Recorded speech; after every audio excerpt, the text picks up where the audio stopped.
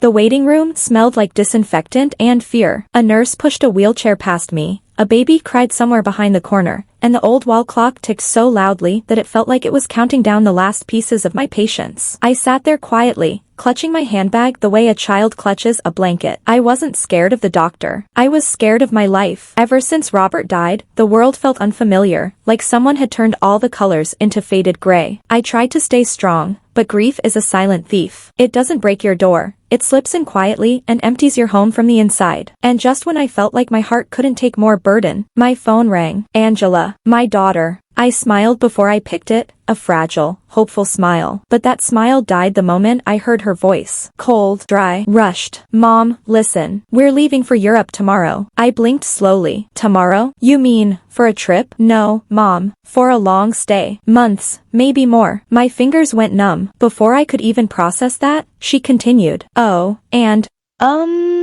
we already sold the beach house. And your truck. We needed extra money, so we used whatever was in your storage. We'll send you your 30%. Be grateful. Anyway, I'm busy. Bye. And she hung up. Just like that. No explanation. No apology. No. How are you, Mom? Not even a goodbye. Filled with love. She had spoken to me the way people speak to a bank teller. Quick, cold, convenience-based. The silence after the call was louder than the noise in the clinic. I didn't cry. I didn't scream. I didn't even breathe for a moment. I simply stared at the floor tiles, wondering, is this really the child I raised? I remembered her tiny hands holding my finger when she learned to walk, her voice calling Mommy when she got scared, the nights I stayed awake nursing her fevers, the stories I told her until she fell asleep. Where did that child go? How did she turn into a stranger? My name was called. The doctor asked me questions I don't remember answering. He checked my blood pressure, my heartbeat, my reports. He talked about vitamins and sleep and stress. None of it mattered, because he didn't know my real diagnosis. My heart had been broken by the only person I thought would protect it. When I stepped outside the clinic, sunlight fell on my face, warm, bright, but I felt nothing. I walked slowly to the bus stop because I didn't have a car anymore. Angela had taken care of that, of course. While waiting for the bus, a strange calmness settled inside me, the kind that comes right before a storm. Angela didn't know one thing, something I forgot myself. 3 days before Robert died, he gave me an envelope, a thick one, old-fashioned paper, sealed. He had said, open it one day, when your heart needs strength more than comfort. I had put it away, buried under grief and loneliness. But now, my heart desperately needed strength. That night, I walked into my bedroom slowly, like someone walking into a sacred place. I opened the old wooden drawer of my dresser. There it was, untouched, silent, waiting. My fingers trembled as they touched the envelope. I sat on my bed, took a deep breath, and opened it. Inside were documents, so many that they formed a thick bundle, and a handwritten letter. The moment I saw Robert's handwriting, my chest tightened. My love, Antonia, the letter began. If you're reading this, I'm no longer beside you, but I want you to know, you were never alone. Not then, not now, not ever. My eyes filled instantly. The letter continued, and what I read next shook me to my core. Robert had planned everything. He had been an investor for years, silently, carefully, secretly. He had bought properties. He had purchased land. He had invested in 3 companies. He had collected bonds, shares, accounts. And everything, absolutely everything, was in my name. Not Angela's. Not Edward's. Mine. I flipped through the papers. A city apartment. A countryside house. 2 commercial shops. The building Angela and Edward lived in, a beachfront property, a silent partnership in a transport company, shares in a small tech startup. Robert, my Robert, had built a kingdom quietly, and he left it all to me. The irony? Angela had sold the beach house, the only one she knew about. She thought she stripped me of everything, but the truth was, she had no idea what I truly had. That's when I understood something. Robert didn't just leave me money. He left me a spine, a backbone, a second chance, a silent weapon. He knew the world would not be kind to a lonely old woman, so he prepared me for a war I didn't even know was coming. I started laughing softly, a laugh soaked in pain, anger, and awakening. The kind of laugh a woman makes when she finally realizes. She was never weak, she was just quiet. I wiped my tears, stood up, and whispered, Angela, my daughter, you don't know your mother at all. That night, I didn't sleep. I arranged every document, highlighted every paper, marked every property, checked every signature, every detail. The next morning, before the sun rose, I walked outside and took a taxi. The driver looked at me through the mirror. Ma'am, where to? I smiled, a slow, calm, dangerous smile, to Mr. Peterson's law office. Because now the game was mine, and I was ready to play.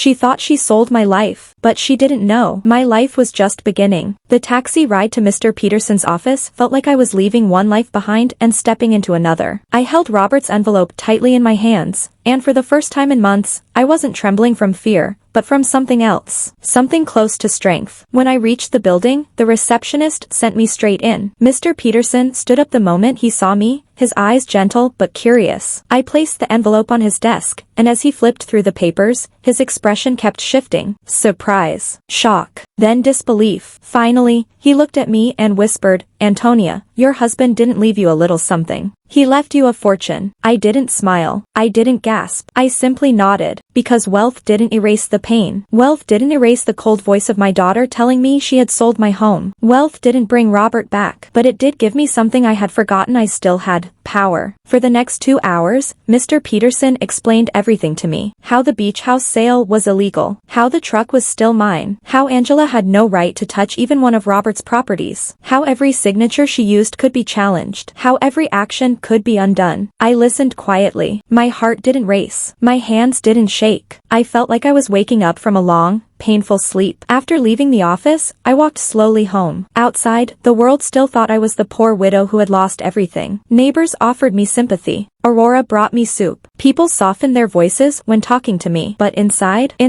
a different Antonia was rising. Every afternoon, I went back to the lawyer's office. I asked questions. I studied documents. I handled decisions I never imagined I'd be strong enough to make. When I walked through my front door in the evenings, I became the same quiet woman everyone pitied. It was a double life, but it was necessary. Angela kept messaging me from Europe, giving orders like I was a child. "Don't spend much, Mom. Don't touch the account, Mom. We need the money more than you. When we come back, you'll have to move to a small room." A small room. For me, her mother. I didn't cry. I didn't answer with anger. I simply looked at her messages and whispered to myself, "You really don't know who your mother is." Weeks passed. Then one day, my phone rang. It was Mr. Peterson. His voice held a smile. "Congratulations. We recovered the beach house. It is officially yours again." I closed my eyes. The beach house, the place filled with Robert's laughter, was mine again. A few days later, the truck was back too. Then the storage refunds. Then every financial access Angela had tried to take from me, blocked. Piece by piece, the life Robert built for us was coming back to me. Quietly, legally, powerfully. Angela had no idea, but fate was moving her closer to the day she would find out. And when that day came, when she finally returned from Europe, she would not find a weak mother waiting. She would find a woman she never truly knew. A woman Robert always believed I could be. A woman who was done being thrown away. And she, my daughter, was about to come home broken, desperate, and with no place left to hide. Angela returned sooner than anyone expected. Not because she missed me, not because she realized her mistakes, but because the life she had chosen collapsed faster than she ever imagined. Aurora came running to my house early in the morning, breathless as if she had witnessed something unbelievable. "Antonia, your daughter, she's back. Alone. Only one suitcase." She looked destroyed. Destroyed. A word I never thought would be used for Angela, the woman who once walked with her chin high, full of confidence, full of plans, full of herself. I pretended to be surprised. "Oh, she didn't tell me she was returning." Aurora placed a gentle hand on my arm. "Antonia, be kind to her. She looked like she's been crying for days." But Aurora didn't know the whole story. She didn't know the things Angela had said to me before leaving. She didn't know about the house she sold behind my back, or the truck she took, or the way she talked to me like I was a burden she was forced to carry. Still, a part of me still felt something. Not anger, not revenge, just sadness. My daughter had built her life on lies, and the lies had finally caved in. That afternoon, Mr. Peterson called. "Your daughter received the eviction notice." I closed my eyes. It had begun. The part of the story I had feared, and the part one knew was necessary. The next day, at exactly 8 in the morning, my phone rang. Her name flashed on the screen. I answered calmly. "Good morning, honey." Her voice was shaking. "Mom, I need to talk to you. Please. It's urgent." "What's wrong, Mom?" "I received a letter yesterday. An eviction notice. They're telling me I have to leave the apartment. I don't understand what's happening." "Oh," I said gently. "From who?" "I don't know, Mom. Some company called Robert Investments. Do you know them? Please tell me you know something. Please tell me this is a mistake." Robert's name, used for the company that owned everything. "No, honey, I said softly. I've never heard of them. Her breath trembled through the phone. Mom, can I come over? I don't have anyone else. For a full second, I felt my chest tighten. How strange life is. The same daughter who once threw me away was now returning broken wings. Of course, I said. This is your home. When Angela arrived, I saw a woman I didn't recognize. She was thinner. Her eyes were swollen from crying. Her hair was messy, and her expensive clothes looked wrinkled, almost cheap. Mom, she whispered. For a moment, it seemed she wanted to hug me, but then she remembered how she left me, and she stopped. I brought her inside, made her coffee, let her settle at the old kitchen table where Robert and I once shared morning breakfasts. She held the cup with shaking hands. Mom, everything fell apart. What happened, honey? She looked down, ashamed. Edward left me. In Europe. He ran away with another woman. She was 25. He took the little money we had left. He blocked me. He disappeared. I stayed silent, not because I didn't know what to say, but because I knew she needed to say everything first. And the debts, Mom. I didn't know. Edward owed more than $100,000. He took loans in both our names, some with forged papers, some using my signature. I didn't know, Mom. I swear I didn't. Tears began falling down her cheeks. I thought we were building a future in Europe. But there was no business, no opportunity. It was all a lie. He was running from his own debts. And I followed him like a fool. Her voice cracked. And now, the bank is calling me. And the eviction notice. And I have nothing, Mom. Nothing. I placed my hand on hers. Where will you stay, Angela? She hesitated, then whispered the words I knew were coming. Mom, can I stay here? At least for a little while? I didn't hesitate. Yes, honey, this is your home. You can stay as long as you need. She broke down, crying uncontrollably. I hugged her gently, but the hug didn't feel the same as before. There was love, yes, but there was something else. Distance. A truth between us that she didn't know yet. Angela moved into her old bedroom, the one she had left behind with teenage posters still taped on the wall. She carried only 2 suitcases and a cardboard box. Everything else in her life had vanished. That evening, she came out to the living room, holding a small manila envelope. Mom, I found this in my old things. It has your name on it. It's from Dad. My heart skipped. Another envelope. Another secret Robert had left. Inside, there was a short letter and a small key. Angela read over my shoulder. Mom, what is this key for? A safety deposit box, I said softly. At the central bank. Should we check what's inside? I pretended to hesitate. I don't know, honey. Maybe it's better to leave the past where it is. But she grabbed my hand. Mom, please. This might help us. I'm drowning. I nodded slowly. Okay, we'll go tomorrow. That night, she cooked dinner for me. Her hands were shaking, but she was trying to show that she was sorry, trying to show she could change, trying to show she wasn't the same person who once threw me away like trash. After dinner, she sat beside me quietly. Mom, I don't deserve your kindness. You're my daughter, I said. No, she whispered. I was your daughter once, but now, I don't know what I am. I ruined everything you had. I left you alone. And now, I came back for help. I placed my hand gently over hers. Honey, life teaches us in strange ways. She nodded, tears in her eyes. But she didn't know the whole truth yet. Not about the property, not about the money, not about the company, not about her eviction, not about me. Tomorrow, the safety deposit box would open, and with it, the next part of the truth. But inside that box, Robert had left one more secret, a secret powerful enough to save her, or break her completely. The next morning, Angela and I walked into the bank together. She stayed close to me, almost like a child afraid of losing her mother in a crowd. But this fear, this time, wasn't about getting lost. It was about losing the last person she still had in her life. We followed the bank officer down a silent hallway. Each step echoed like a memory, some painful, some tender. When we finally reached the vault, the officer asked me to insert the key Robert had left. My hands trembled, not from weakness, but from the weight of what was about to unfold. Angela stood right beside me, breathing heavily. Mom, whatever is in there, thank you for sharing it with me. I didn't answer, because I wasn't sharing it. I was revealing it,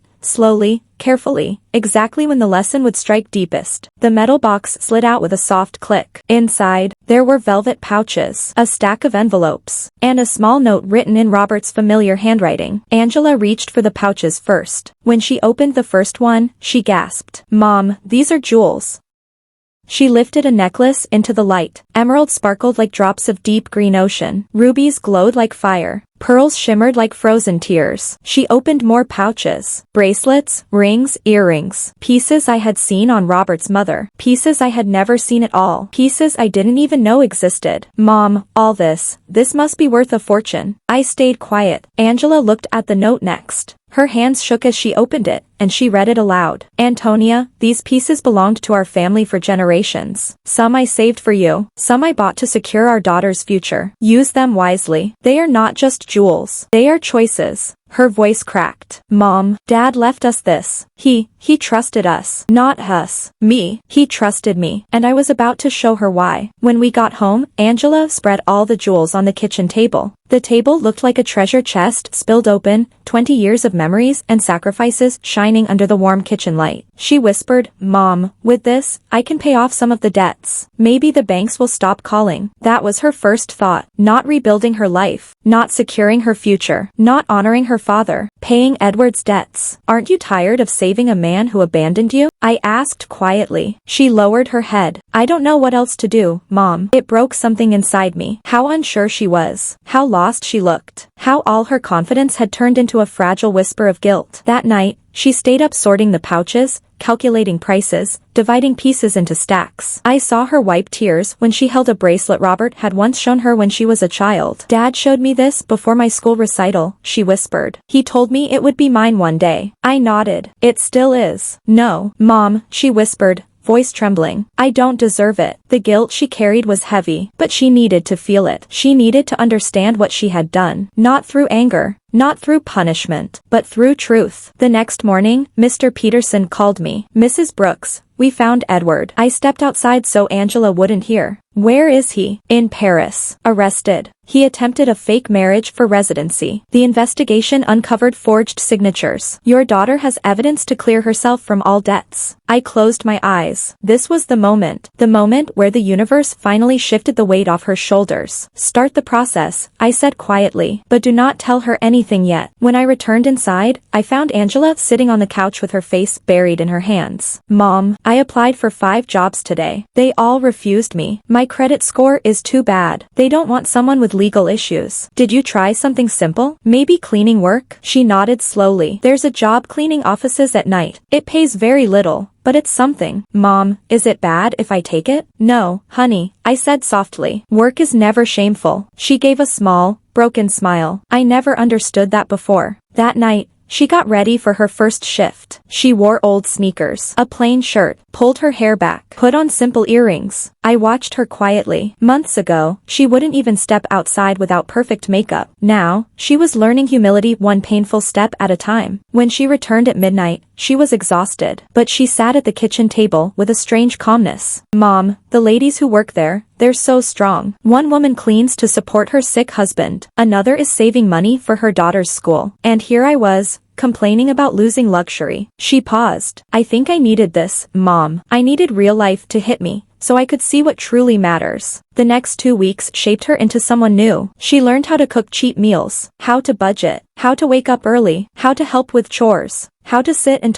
really talk. Sometimes she cried quietly at night. Sometimes she laughed with me about memories. Sometimes she held my hand as if she was afraid to lose me again. One evening, she whispered, Mom, I hurt you so deeply, and I don't know how to fix it. I looked at her gently. You're already fixing it, honey. But she didn't know the biggest truth yet. The truth that everything she feared losing had belonged to me all along. It was time. When Mr. Peterson called and said, we're ready, I knew the moment had arrived. The next morning, I told Angela, I want you to meet a lawyer today. He might help with your debts. She panicked. Mom, I don't have money to pay him. I smiled slightly. Don't worry about that. At the office, she sat nervously while Mr. Peterson slid documents toward her. She read, slowly, then faster, then her breath froze. Mom, this says Edward forged my signature, that I'm not responsible for the debts, that I can be cleared completely. Mom, how? Who did all this? Mr. Peterson looked at me. I took a deep breath. Honey, your father left me more than you ever knew, and I used it to save you. Her eyes widened. You, Mom, all this time, you could have helped me, immediately, and you didn't? There was pain in her voice, but deeper than pain, there was awakening. Yes, I said softly, Because you needed to learn something first. Something no money could teach you. Silence filled the office. Angela stared at me with tears streaming down her face. Mom, what did I need to learn? I held her hands gently. You needed to learn who you truly are. Without money. Without comfort. Without someone rescuing you. Her tears fell faster. And now, I know, but there was still one truth she did not know, a truth about everything she had ever lived in, and everything she thought she owned. The morning felt different. Light poured through the curtains like a quiet promise. I watched Angela make tea, moving slowly but with a new steadiness in her hands. She looked up at me and smiled, not the old careless smile, but one that had weight, like it had been earned. When we left for Mr. Peterson's office that day, Angela walked beside me like a woman stepping into a classroom she had to face. She held her head a little higher than before. The lawyer greeted us with a gentle nod. He had done his work quietly, cleanly. All the evidence was in his folder. The forged signatures, the false loans, the fake marriage in Paris, the records that proved Edward's crimes. The papers were enough to clear her name and wipe clean the debts that had haunted her. Angela read them slowly. With each paragraph, color returned to her face. Her hands trembled when she realized she would not be ruined for something she had not done. Relief and shame mixed on her face. Relief because the weight was lifted, shame because she had once been so careless with people she loved. Mom, she said, voice barely a whisper, why didn't you tell me? I could have been saved sooner. I looked at her. I remembered the coldness in her voice when she sold the beach house, the way she treated me like a problem, not a person. I remembered the nights I had cried alone. But I also remembered the days of her childhood,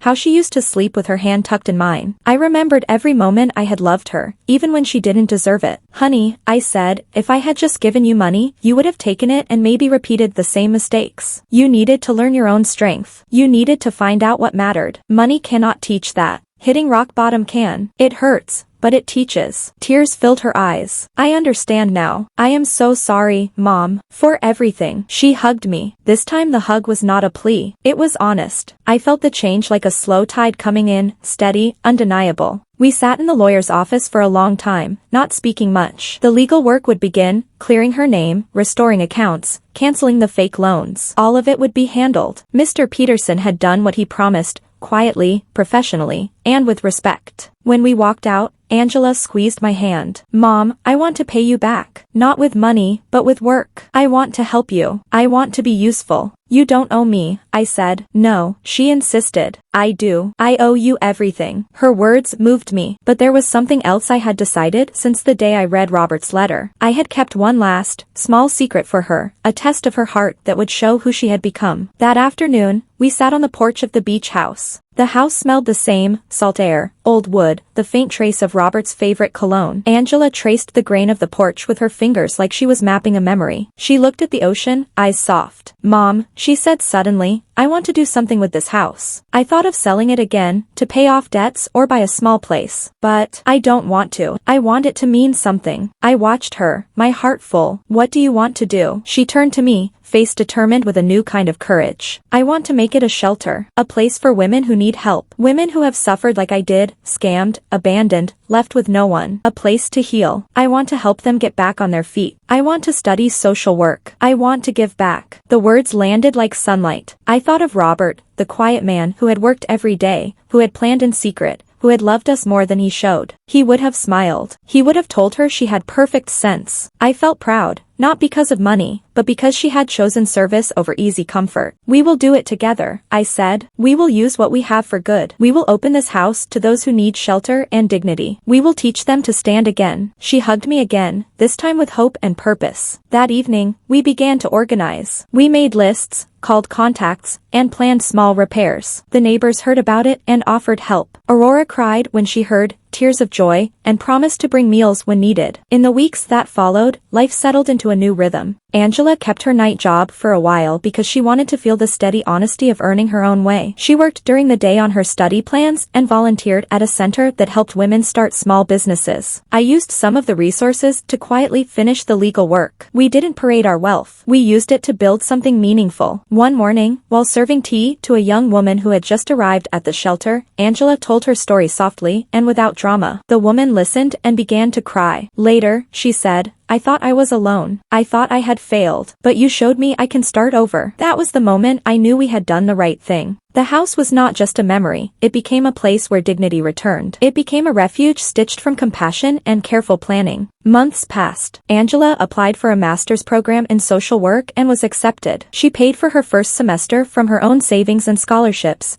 and I offered to help a little only when she asked. She would not let me hand everything to her. She wanted to earn it. I watched her study late into the night, balancing work and classes, and I felt a peaceful pride. One afternoon, a letter arrived from France. It was from Edward. He had been sentenced. He asked for forgiveness. Angela read the words, then folded the paper carefully and put it aside. "Do you want to reply?" I asked. "No," she said slowly. "I used to think I needed closure from him. Now I realize the closure I needed was inside me. I don't need his words." We sat on the porch that night, watching the sun dip into the ocean. The world felt quiet and full. I spoke to Robert in my heart, telling him quietly how things had turned out. I felt him near me in the way the breeze smelled like his coat. "You were right," I whispered, eyes wet. "We did the right thing." And I believed he would have been proud. Years came and went. The shelter helped dozens of women rebuild. Angela finished her master's and worked with me to run programs that taught job skills, legal literacy, and honest budgeting. She still cleaned sometimes, but now she also taught. She had found dignity in work and found purpose in service. She had learned humility, and in that lesson she had been reborn. The relationship between us changed into something I had wanted all along. Not dependence, not obligation, but a partnership based on love and respect. We were two women who had chosen each other, not because we had to, but because we wanted to. One evening, as the stars came out, Angela sat beside me and held my hand. "Mom," she said, "thank you for not saving me too soon. You gave me a chance to be who I needed to become." I squeezed her hand, feeling the years and the quiet work that had led us here. "Thank you for coming home," I said. She smiled, and in that smile I saw everything I had hoped for: forgiveness, change, and a future built on honest effort. When I close my eyes now, I don't think about being robbed or hurt. I think about the porch where we sit,